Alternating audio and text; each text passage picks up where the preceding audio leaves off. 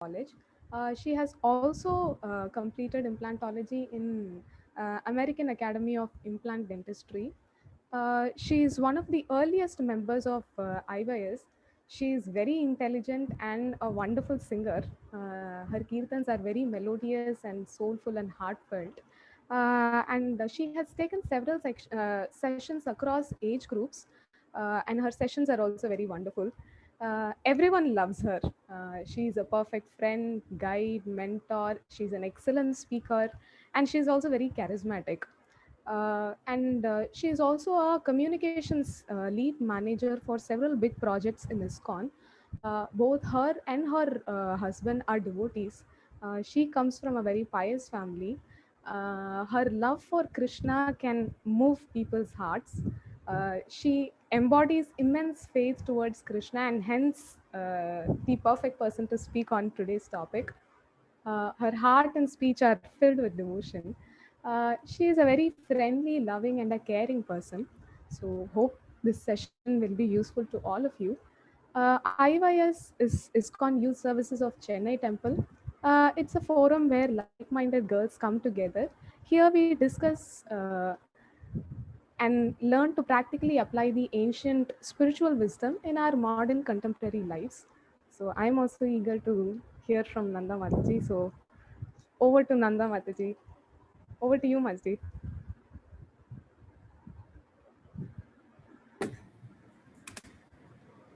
Hare Krishna.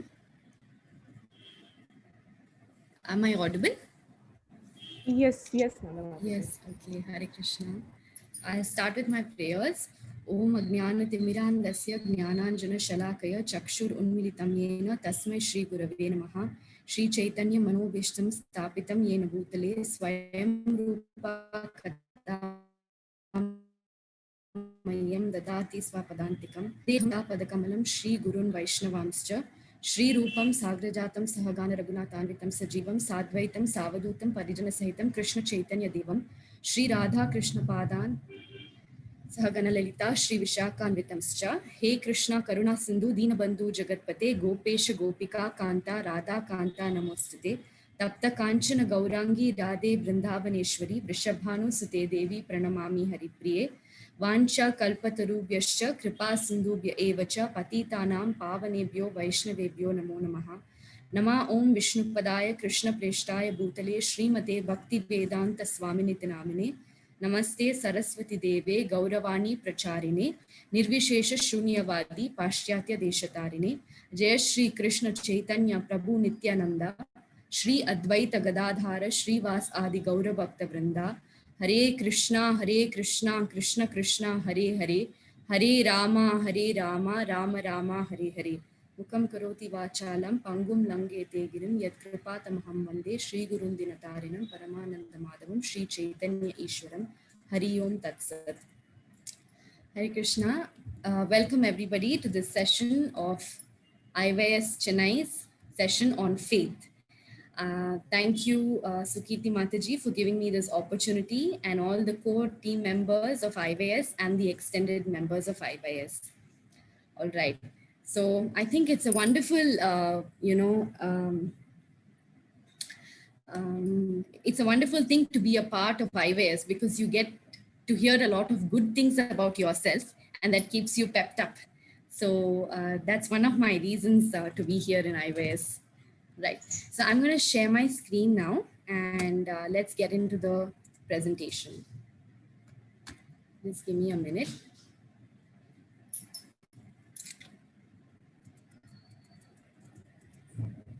All right. So we're going to talk about faith in the Supreme Lord, the invisible superpower. So all of us have powers within. And by far, humanity has seen the biggest power in faith. So I'm going to start with a small story. So there was this person. He was rich, he was well to do, he probably worked with the share markets, and he had a lot of money in life. One day things came crashing down.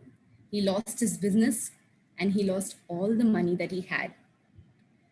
Now, when he lost his money, he lost his confidence, he lost everything that he ever had. Luckily, when he was walking on the road, there was a gentleman that walked up to him and said, "You know what? I feel like helping you.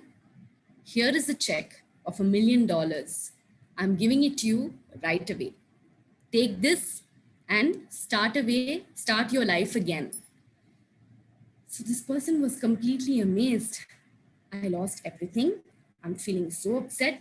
And now there's a person who comes up to me and gives me so much money. Wow, what an opportunity, he thought. He went back home. Now, this person who had lost everything was actually somebody who came up in life on his own. So he always had that, zeal that he wanted to do well in life. He had lost his confidence some time back and now he got money. So, using that money as confidence for himself, what did he do?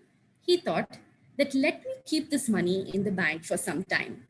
It will be available for me in case I fail again.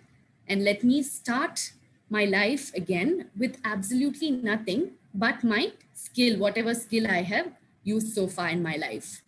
So, with that particular skill in his hand, he goes on and then he starts his business again. He does very well in the share market and then he comes back even better than what he was a year ago. And then he starts looking for this amazing person who came in his life and offered him $1 million. He's in search of him, and after a very long time, he comes across this person outside a hospital. And then he goes running to him to thank him. "My dear sir, you had given me a check. It had $1 million. More than the money, it was the faith you instilled in myself again that I re-established myself. Today, I want to return that money back to you," he said. Meanwhile, there was some confusion. A lady came running. She looked quite distressed. And she came to this person, the person who gave this person $1 million. She came to him and said, "Oh my God, you are here? I finally found you." And then she explained. She said, "Well, this man, he is actually mentally retarded. He has lost his mind. He was a businessman earlier, but then he has completely lost his mind. So he goes out, escapes quite a few times from the hospital, and keeps telling people that he is giving checks of $1 million." So this is a story of faith. This person had faith that he had money with himself and rebuilt his entire empire. So this is what faith can do. In fact, in the Bible, Jesus Christ says that faith can move mountains, right? So this is this happy man who had a crashing economy on his side, and then he's made so much of money and he's so happy. And what was the secret? Apart from the skill, etc., etc., it was the faith that he had, right? So, like I was saying, in the Bible, they say faith can move mountains. Now, in the Shastras, in the Vedic Shastras, there's actually an example of where Lord Vishnu helped to move a mountain. I'm sure all of you would have heard this pastime of where the demons and the devotees, that is the devas, they were fighting amongst each other to get amrita or eternal nectar. So when they were fighting, they needed a big mountain, one of the hugest, biggest mountains at that times, to go into the sea so that they could churn the nectar out. Nobody could move it. So the demons lost hope, but the devotees, the devas, they had faith in the Supreme Lord Sri Vishnu. They asked the Lord for his help, and he actually moved a mountain. So we are talking about this very, very invisible superpower within ourselves. And let's see how to develop a relationship with faith and deepen our faith. All right. So what am I going to take you through this presentation? Having faith, introducing you to this invisible power, and it's actually it's something which is completely limitless. This invisible power, which is limitless, and then we're going to talk about where do we put our faith. Yes, we all have faith. We've understood the importance of faith, and where are we going to put our faith? And then we'll talk about the credibilities of Vedas. So I'm going to naturally tell you that, put your faith in Lord Krishna. So then why do we put our faith in Lord Krishna? Because the Shastras tells us. So we're going to talk a little about the Vedas, and then we're going to talk about some examples from the scriptures. And then we're also going to deal with something very dear to all of us, which is modern science. So today, if I'm sitting and speaking to you from home, it's because of science. So we all put our faith a lot in science. So does belief in God actually have any value in this day of science and technology? That's something that I'm going to take you through. And then we are also going to understand how to develop such faith. All right. So the question, where do we put our faith? We put our faith in the Supreme Lord Shri Krishna, who is the friend of every living entity. He is equally available to everybody. And I'm sure through all these sessions, IVS sessions, which have been happening recently, we have understood that Shri Krishna is the best friend. Especially last session was about the ideal friend, the true friend, the real friend, the always available friend, right? So that is Lord Krishna. So we understand that we put our faith in the Lord. So what does Lord Krishna have to say about faith? So he directly talks about people having faith in himself. He speaks about himself only in one book, which is the Bhagavad Gita. So what does he say about faith?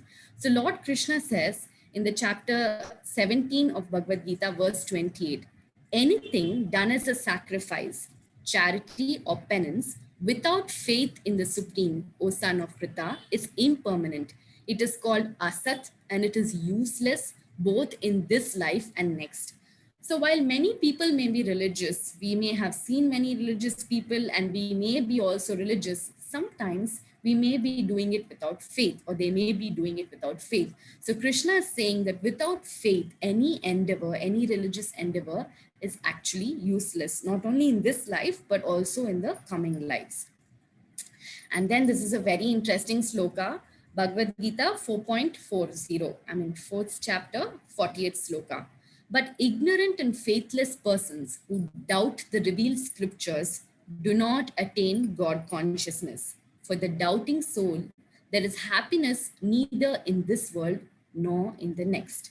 So Krishna is saying, if we are a doubting soul, if we are following Krishna consciousness, but if doubts are always our friend rather than Krishna, in the sense that if we are always feeding the doubts, if we are not clarifying our doubts, and if we continuously remain doubtful, then what does Krishna say? We are not going to earn any happiness, neither in this world nor the next, right? And then what else Krishna has to say about people who completely have no faith in him? So this is the atheistic class, which we are not, I'm sure, which we're not really interested about, because it's amazing that all of you have so much faith in the Lord that you all have come together to listen about Sri Krishna. So fools deride me when I descend in the human form. They do not know my transcendental nature and my supreme dominion over all that be. So this is what Krishna has to say. So we, like Krishna, we realize that he is the supreme personality of Godhead.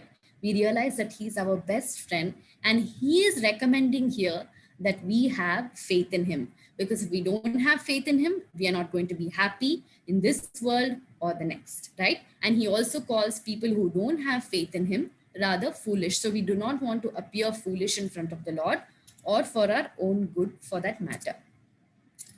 Okay, having said that, now let's get into a pastime. It's a wonderful, sweet pastime of Dhruva Maharaj, right? So Dhruva Maharaj, when I say Dhruva Maharaj, it sounds like he was a very big Maharaj with a crown on top of his head and, you know, really huge and big and old.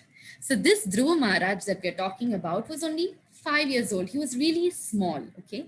So he was the son of one of the big kings in the Vedic times. So he was actually distressed. Why was he distressed? Because he wanted to sit on his father's lap. Little children love attention. And now that I have a baby, I understand how much attention children need. So Dhruv Maharaj needed attention from his father and wanted to sit on his father's lap. But then his stepmother pushed him away and said, Dhruva, you are not capable, you are not qualified rather to sit on top of your father's lap, because it is my son who deserves that particular place. So Dhruva Maharaj was distressed because his stepmother pushed him away and he could not enjoy his father's association, right? So Dhruva Maharaj was upset. He went to his mother crying and expressed to his mother what happened. So his mother felt very sorry for him, but she was a true mother because she had the knowledge of the scriptures. So she told him, "My dear Dhruva, there is the Supreme Personality of Godhead who is actually our eternal friend. So you develop faith in him and go and ask him for whatever you want, and he will give you." So this little boy took his mother very seriously. His mother was his guru in this, in this pastime, and he took her very seriously, and he went into the forest. He went into the forest and started doing penance. Actually, before he started doing penance, he was searching for the Lord. Where is the Lord? Where is Krishna? Where is Vishnu? So he was looking out for Vishnu, right? He had no idea about Vishnu. He did not understand anything, but he had one qualification. He had faith in his mother's words. He had faith that the Supreme Lord was his best friend. So with that faith, he went looking around for the Lord. So imagine all of us, going out on the roads and saying, "Where is Krishna? Where is Krishna?" So literally he went looking out for Krishna. And then Narada Muni, the great spiritual master, came to him, told him about Sri Krishna, explained to him about his qualities, told him how to meditate on the Lord. He meditated on the Lord, and finally, the Lord whom he was meditating within his heart appeared in front of him. So actually, Sri Krishna was present in front of his eyes. So that little boy with little faith, right? I mean, little boy with so much faith actually could see the supreme personality of Godhead because he had faith in Krishna, he had faith in his mother's words, and he had faith in the order of his spiritual master. So that is the story of Dhruva Maharaj. So throughout the scriptures, there are so many examples of faith, not only in the so-called Hindu religion, but all over the world. In any religious faith, you will see that again, faith is something which is practically experienced, which helps people practically experience God. So this is another pastime that I would like to talk about. So this is Raghunandan Thakur. The picture is probably not so clear. So Raghunandan Thakur, he was a really small boy. His father was also a devotee of Krishna, and they had the practice of offering Krishna whatever they ate. So that particular day, his father had made some laddus for Krishna, and he wanted to offer it for the Lord. But his father was getting late, so he called for his little son Raghunandan and told him to offer it to the deity of Krishna who was there at home. Little boy again, he had faith that the Lord had to eat the laddus. So he went into the puja room, he gave the deity the laddus, he presented the laddus in front of the deity and said, "My dear Krishna, my father says that you will accept these laddus, so please accept the laddus right now." So obviously, maybe I don't know about you, but when I offer offer the bhoga to the Lord, I don't see the Lord technically coming and eating the prasadam, but I believe, I have faith that the Lord takes the prasadam. But he was a little boy and he wanted to see with his own eyes Krishna eating the prasadam. So for some time, not the bhoga. So nothing was happening for some time. And then Raghunandan Thakur had tears in his eyes and he wanted Krishna to badly eat the laddus. Otherwise, his father would come and beat him up. So then finally, Krishna was convinced and Krishna actually ate. He took his hands into the plate of laddus and he bit on the laddus, and Krishna was so happy. Meanwhile, the father came and Raghunandan Thakur was explaining how Krishna ate the laddus, and his father could not believe his ears. He could not believe what his son was saying. He kind of doubted his son also. Maybe my son ate the laddus up. He was so interested in the sweet laddus that he ate it up, right? And so he doesn't believe his son. So they repeat this exercise again. And actually his father sees that Lord Krishna is eating the laddus from the plate that his son had offered. So this is again what faith can do. It can move mountains, and we are talking about moving the Supreme Personality of Godhead, who is immensely powerful. So what to speak of a mountain, right? So we are talking about an immensely powerful being, right? He's powerful over all of us. He creates the universes. He gives us life. He's seated within our hearts. He's seated within every atom, right? So this is the kind of God that we are trying to move. And what can we move him with? We can move him with faith, right? So this is a great asset that all of us have and we can develop, right? Now, what is the advantage of having faith in the Lord? Right. So we can attract the Lord's attention. So looking at Dhruva Maharaj or looking at this little boy, what did they do? They attracted the Lord's attention. Otherwise, what is the necessity for the Lord to look at us? He is providing whatever he has to provide anyway. He's providing the sun, he's providing the rain, he's providing everything that we need for basic sustenance. But we need to attract the Lord's attention so that we can be happy, right? So by having faith in the Lord, we can attract the Lord's attention. And then we can be peaceful in the material world. If you see Dhruva Maharaj, he was not happy. He was distressed. He did not get enough attention from his father. He wanted a big kingdom. He wanted more attention. And he got all of that because he could attract the Supreme Personality of Godhead and a sense of belonging, right? So not only was he peaceful, so being peaceful is one state, and feeling loved, having a sense of belonging is another thing, right? So if you're a part of devotee association, which is also connected to the Lord, then we have a sense of belonging, right? So we are attached to the Lord and we feel so comforted. And then what is the next thing? We are confident because we depend again on the most powerful Lord. So we are getting on these positive qualities. Anything that we ever wanted, we start feeling the sense of confidence.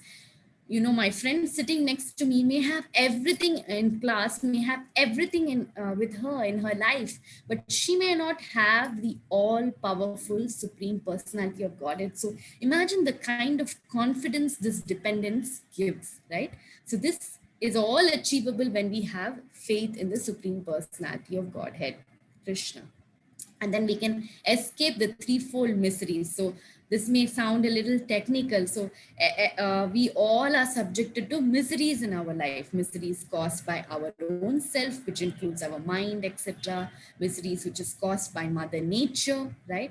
And so there are threefold miseries that are explained in the Shastras. So we can escape all of this, right? In the sense that we have a right attitude to go through any of the mysteries, and therefore we can escape the threefold miseries, and we can ultimately attain the supreme abode of the Lord and pure devotional service. So Krishna again gives us the goal in Bhagavad Gita. He tells us that for a devotee, so it's not that, you know, we just go to Krishna aimlessly. So there is a goal. So we all love goals and we love results. So what is the result of having faith in Krishna and having faith in the process, right? So the faith, what does it do? It ultimately gives us entrance into that beautiful world. So in Bhagavad Gita, Krishna explains that the place where he's living is called as Vaikunta, right? It is called Goloka Vrindavan. It is a place where there are no miseries, and when the Lord is personally present, it is illuminated by the Lord's body himself. So this is a beautiful world that he is inviting us into. And again, what is the price that we pay? The prize is faith in the process. And then we also attain pure devotional service or love of God, right? Now, having said all this, we know that we have a beautiful Lord, we have a powerful Lord. If we have faith in him, we're going to feel so much connected, so much peaceful, and so much more confident when compared to anybody around us. So one thing we need to understand that these pastimes, for example, Dhruva Maharaj or the pastime of Raghunandan Thakur, so we are talking about faith in a non-living thing? No, we're talking about faith in a living God, right? So we're talking about faith in somebody who is living, right? So he gives us experiences which are true. He gives us day-to-day experiences, especially when we are very sincere, when we are new to the process of devotion. The Lord gives us even more experiences to understand his presence. So here we are dealing with a living God who is available to us and who reciprocates with us, and whose reciprocation we are able to magically feel. I would like to take somewhere in the session one or two people, if you all can share somewhere where you've seen that you have kept some faith in Krishna and Krishna immediately reciprocates. So we're not talking of something that is theoretical, but this is true, right? So I'm not sure if we'll have time right now. So if we have some time in the end, I would love to hear your faith stories.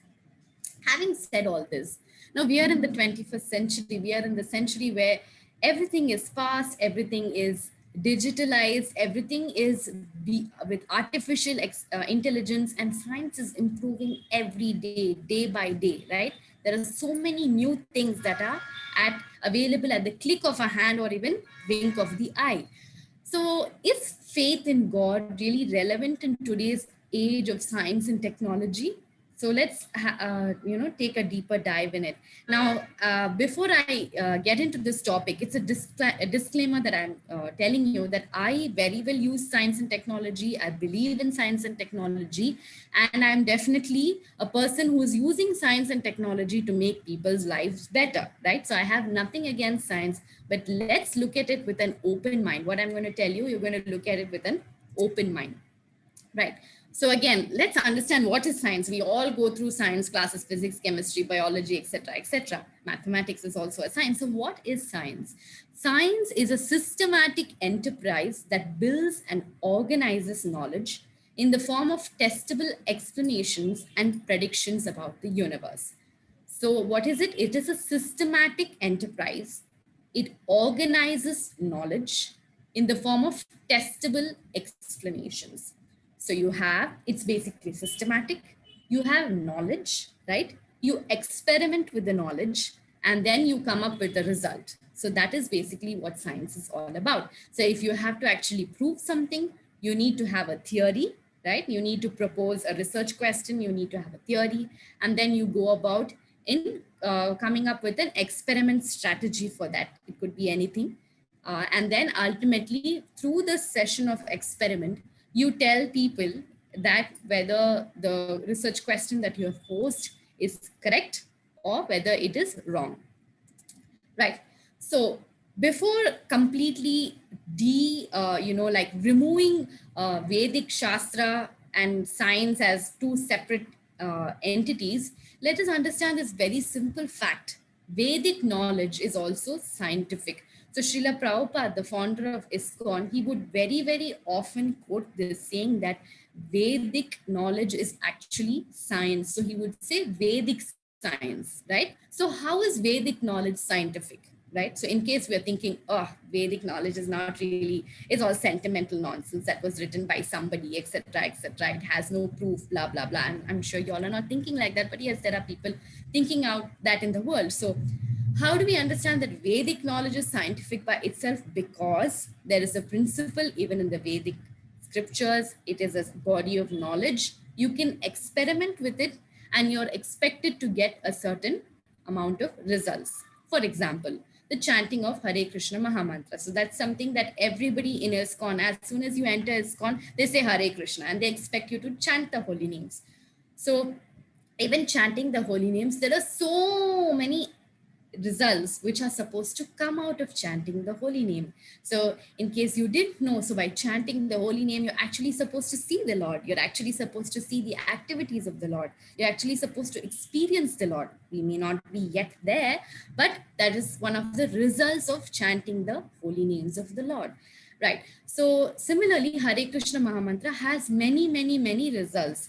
So some of the results are, immediately that we start feeling more towards spiritual aspect of life. We may want to give up some of our bad habits. So these are some things that are already explained in the Shastra, and you will see that it is working in your life, right? So the Hare Krishna Mahamantra is one beautiful example to show that the mantra is there, which is the knowledge, and there is a process, which is the chanting of the holy name, and then we have results attached to it, and those results are actually true. You can see those results manifest. So Vedic knowledge is scientific, right? So now, having said that, let us, I should have said this as Vedic science versus modern science. So these are some differences that I'm going to bring about in these two, right? So who is the source of the Vedas? The Supreme Lord is the source of the Vedas. So the Supreme Lord who created you and me is the one who has created the Vedic Shastras. Who has created the modern science? It is being the human beings who have four defects. So this is again given in the Shastra that human beings have four defects in the sense that they are not complete. For example, one of the defect, a very popular example again given by Srila Prabhupada, is that my eyes are not actually telling me the truth always. I'm sitting right in front of the screen and I'm able to see everything white and blue because I'm able to see it white and blue because my eyes are normal. Now, in case I have a red cooling glass and I'm wearing a cooling glass with red color, I'm probably going to see the screen red and the blue color as some other distorted color. So just my eyes, which is one of the senses, is not perfect. So human beings like this, they have four defects, right? So whatever is being proposed by human beings, which is science, is probably not so perfect. And then I'm not going into detail of this. So this is a subject matter that can be dealt on maybe for 1 hour itself. So this is a very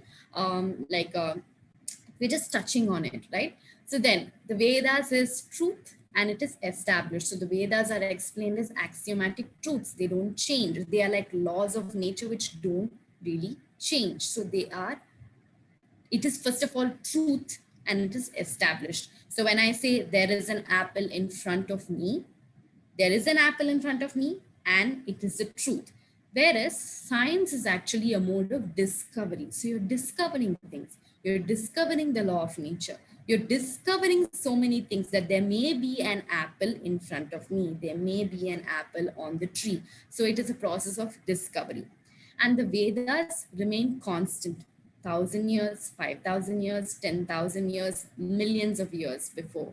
The Vedas have remained constant, right? So in at our homes, if your parents are chanting the Bhagavad Gita or Vishnu Sahasranama, their parents, their parents, their parents, their parents, they have all chanted the same mantra and nothing about it has changed. So it remains constant. Whereas science is evolving and it is constantly changing. So there's nothing wrong with that. They're discovering, it is evolving, and it is constantly changing. And then Vedic science aims to deliver because it is telling us the reality of material life, that is life in this world, and it gives us knowledge of another world, and it gives us knowledge of the Supreme Lord, and it helps us to be delivered from this world. So it's talking about something fascinating and outwardly thing. Whereas science is binding to the material world, this world which is made up of matter, right? So because why? What is science, modern science dealing with? It is basically dealing with matter. So science is dealing with matter, whereas the Vedic Shastra is trying to make us understand about spirit, the eternal spirit. All right. Now, having said that, let's see what Albert Einstein, so we know the differences between Vedas and science. And now let's, one of the biggest scientists in the world has ever seen. So there are many scientists, but Albert Einstein is the one who's actually made a real difference to the scientific world, right? So if you want to know how, maybe you have to read about what all Albert Einstein has actually done. But yeah, so what does he feel about religion? He says that religion consists of a humble admiration of illimitable superior spirit. So he's talking about a sorry. He's talking about a superior spirit here, right? And then he's talking about everyone who is seriously involved in the pursuit of science becomes convinced that a spirit is manifest in the laws of universe, a spirit vastly superior to that of man. So if somebody is actually claiming themselves to be a lover of science or somebody who believes a lot in science, and this is Albert Einstein telling us that if you're really interested, then you're probably already convinced that there is a spirit manifest behind whatever is happening. And then he goes on to say, whoever undertakes to set himself up as a judge of truth and knowledge is shipwrecked by the laughter of the gods. Now, this is where I'm coming to the problem with science. Why am I so obsessed with talking to you about science today? Because scientists also claim that they know about where life is coming from. They want to find out about life. And unfortunately, because of association of science, some people may think that being being associated with God is sentimental. So when science starts to define the existence of God or the existence of life, that's where the problem comes. So that's what Albert Einstein is saying, that whoever undertakes himself up as a judge of truth and knowledge is shipwrecked by the laughter of the gods. All right. So why can't scientists help us understanding God? So with all due respect to science and using science, let us understand why is it that scientists can't help us understanding God, right? So let me go to the second point first. I know there's a lot of text, but if you can follow me reading, it'll be more useful. A person good with shares has earned billions, but may not be the right person to treat an ailment. So you don't go to a financier and tell him my stomach is aching, right? Meaning to say, because science provides us practical utility, it can't be utilized to determine life and its source. So as simple as that. Just because I'm able to use my mobile phone today, I'm able to use my laptop today, tomorrow if a scientist comes and tells me something that there is a problem in me following God consciousness, then I need to tell myself, probably he's not the right person to be telling me this, right? So the others is something I've already explained, that it is constantly evolving. Another thing is that just 2 years ago, the National Institute of Health for the US government in the US has come up with this very interesting revelation. They say that no fewer than 15% of scientists at the National Institute of Health, the US government's top health laboratory, recently admitted to bending data to fit their theory. Now, data is again an entire world, right? So that's where science actually rests, because I was telling you there's an experiment, there's a process, and there's a result.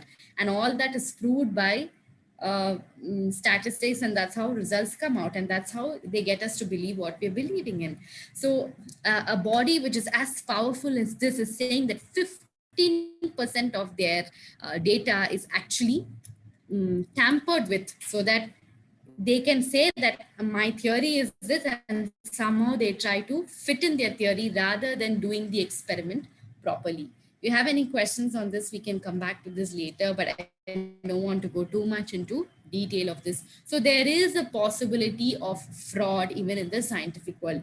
Interestingly, I attended a course in the CMC Vellore. It was, I think, a month-long course. So it was a course on biostatistics. CMC Vellore, is one of the best institutions in India. So there, in the end of the session, the chief statistician was telling me that, telling us, not me, the entire class, that with statistics, with certain mathematical calculations, we can actually prove what is correct as wrong and what is wrong as correct. And science sometimes, unfortunately, uses that. And why do they use it again? Because probably the science just doesn't stop there. There's a lot of marketing industry and all that involved around it, right? So are we saying scientists are wrong? No, we're not saying that. We're just saying that modern science is not wrong, but has some limitations. So I hope from this session now you understand that there are certain limitations that science has, right? That's what we're dealing with. Again, this is an example. I hope it's not going overboard. But again, Stephen Hawking is one of the most influential scientists that ever lived in the last 100 years, right? So he's no more, but he wrote a book called The God Delusion Theory, and he made thousands of people believe that there is no God. Now, he kind of says that there's only laws of universe that is actually causing everything, so there's no God, right? So he says basically that this entire life, this entire earth comes from nothing.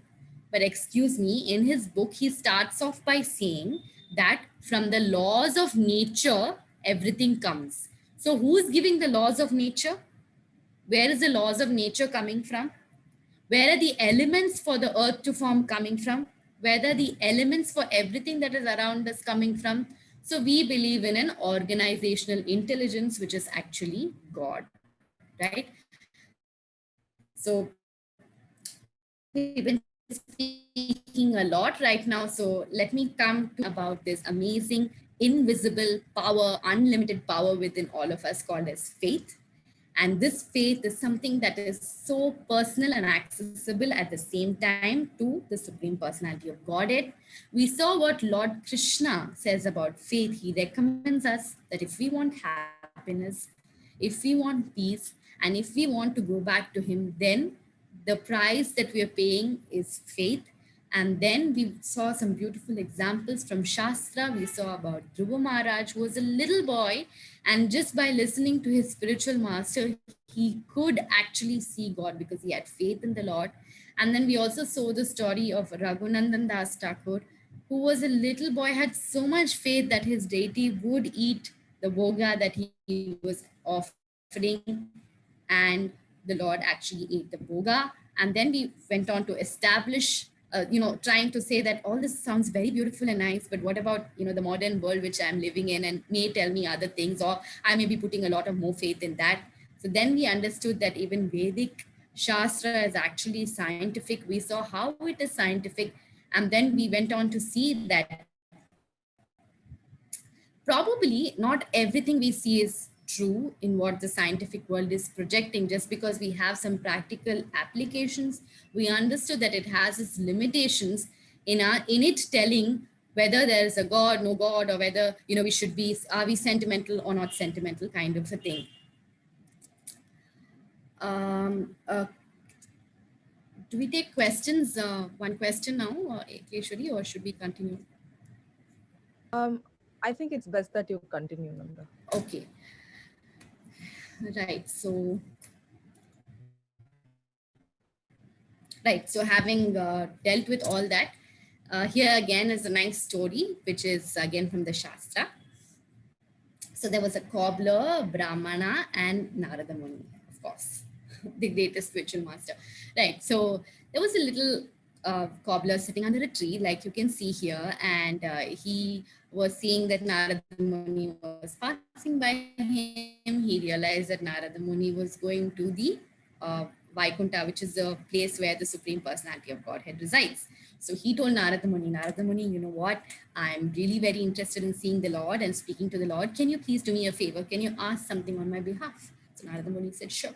So then he said that I am interested in finding out when I would go back to Vaikuntha. Can you find this out for me? He said, sure, no problem, don't worry. And then Narada Muni passes by a very, very learned scholar, Brahmana, and then the Brahmana tells him the same thing. Narada Muni, can you please find out when I will attain moksha? When will I go back to Vaikuntha? So Narada Muni said, sure. He went to Vaikuntha. He saw the blissful Lord, the beautiful Lord, the blue-bodied Lord with, lotus-like eyes, and he offered his obeisances. And then he asked the Lord, my dear Lord, can you tell me, these two people had these questions, and he tells the questions. Then the Lord says, well, the cobbler, I believe he will go back to Godhead in this birth, as soon as he completes the birth, whereas the Brahmana will go back much later. So Narad Muni was puzzled. He said, why? He said, okay, go back and tell both these people that the Lord was actually trying to put an elephant inside the needle of an eye, right? And see their reaction. So he goes back, Narada Muni goes back. He tells the cobbler, the cobbler asks Narada Muni, what was the Lord doing in Vaikuntha? I'm sure all of us will be curious too. What was the Lord doing in Vaikuntha? So cobbler asks Narada Muni, and Narada Muni tells him that the Lord, he was trying to put an elephant inside the eye of a little needle. And the cobbler was amazed, and he said, wow, my Supreme Lord, he can do anything. He did this also, and he's so happy. And whereas the Brahmana had an opposite reaction when Narada Muni told him this, he said, you're talking nonsense. How can this be possible? How can an elephant go inside the eye of a needle? And then the cobbler actually tells Narada Muni that my Lord, who can put such a big banyan tree into a little seed, he can put a little seed can give rise to such a big banyan tree. Can't he put an elephant through the eye? So this is again the kind of faith that is required to go back to Godhead, to associate with Krishna, and to have Krishna as the Supreme Personality of Godhead. So this is simple faith, but this is again the price that we are paying to invite the Supreme Personality of Godhead into our lives. Right. So what is the epitome of faith, right? So we may all think that we are people of faith, but what is the ideal of faith? So this is Lord Chaitanya. He's writing that I do not know anyone except Krishna as my Lord, and he shall always remain as such. Oh, 1 second. Even if he handles me, the bar is coming, so I'm not able to read it fully. So Lord Chaitanya is saying in this verse that even if Krishna leaves me, even if he handles me harshly, if he's not available for me, still I want to remain his devotee. So that is Lord Chaitanya's conviction. So this is the definition, this is the ideal of the faith that we are trying to develop. So while we may all think that we are people of faith, what is our faith, right? What happens to our faith when the Lord Many of us may go and pray to the Lord saying that, Lord, give me this, Lord, give me that. And sometimes when the Lord doesn't give you what we want, we may feel dejected and we may even lose our faith. Like I know somebody who completely lost their faith in the Lord because of certain one particular really bad incident that happened in their life, and they lost faith in the Lord, right? So that is not faith, or at least that is not enough faith. So this is the standard of faith. That what does it mean by Krishna leaving Lord Chaitanya? It means that sometimes we may not get what we want, right? We may pray to the Lord for something, we may not be given that, because the Lord knows what is best for us, right? So he knows what is best for us. So if a son, he wants to drink alcohol, the Lord may not, his father may not provide him alcohol. So similarly, we may want certain things, but not necessarily need them. They may not be good for our spiritual life. So the Lord may not provide that. So we have to understand how much faith we have and try and develop this kind of faith, that no matter what the Lord does, it is the perfect arrangement of the Lord, and that the Lord is always our eternal friend. How do we develop faith in the Lord? Now finally, that, we've heard so much about faith. Yes, it's important, right? So how do we develop this faith in the Lord? We develop this faith by hearing the teachings of the Lord, right? By hearing the glories of the Lord in association of his pure devotees. So we hear to the Srimad Bhagavatam, we hear about the glories of the Lord, we understand the Lord. So just by this hearing, Shravanam, so that's one of the first devotional services that we do. So we hear about the Lord. As we are hearing about the Lord, we start to develop faith, we develop inclination, we want to associate with the Lord. And then we chant the holy names of the Lord, Shravanam, Kirtanam. So we're chanting Hare Krishna, Krishna Krishna, Hare Hare, Hare Rama, Rama Rama, Hare Hare. So we're chanting the holy names of the Lord. And then what are we doing? So remember, what would all this do? So this it will just awaken the natural, revive the natural faith in our hearts. So it's not something that's artificial, right? Faith in Krishna is not artificial, it's present within our hearts. So it will revive this. And then the heart of the real Vaishnavas are also the abode of faith. So if we take shelter of the Vaishnavas, if we take shelter of devotees, if we have association of devotees like IVS, if we take association of this entire facility that is available, then that will help us to develop faith, increase our faith, etc., etc. And faith during difficult times is also something that we must ponder upon, because faith really comes in very useful when we are in difficult times. Like we see the picture of Draupadi here. There are countless examples in the scriptures, right, where the person is in dire need, and then like how Draupadi, she just put up her hands and then she asked the Lord for the help and he helped. So when we are in difficult times, we rather continue the process of chanting, associating with devotees, reading, etc. We don't give it up. We in fact deepen our relationship with God. We ask him for his presence more in our life, and he reciprocates, right? So when in difficulty, we have to deepen our faith and follow the path of Krishna consciousness. It may seem bitter, right? When we are in difficulty, somebody coming and telling us, do this, do that, do this chanting, la, la, la, it may sound very like, excuse me, I'm in such a bad shape and you're asking me to do all this. What do you think of yourself? But then that's what is going to really help us, right? So what is a faith and what does faith imply? Faith also implies holding on to the lotus feet of the Lord even in difficulty. I'm sure all of us are faced with difficulties. This is one of the most common things that happen in our lives. We are always in some difficult situation or the others. We hold the feet of the Lord. We pray to the Lord. We continue the process of devotion, and then the Lord remains with us as our friend. So thank you very much. And I hope I could communicate these things to you again. I'd like to tell you that we spoke about what is faith, what Lord Krishna spoke about faith, and he said we will be happy if we can develop faith. We also saw some beautiful examples, and the cobbler example, that you just have simple faith that the Lord can actually do everything, and then how it can be useful in our times of difficulty, and how the Lord is always available for a person of faith. And we can move mountains, and we can move the Supreme Personality of Godhead, Krishna.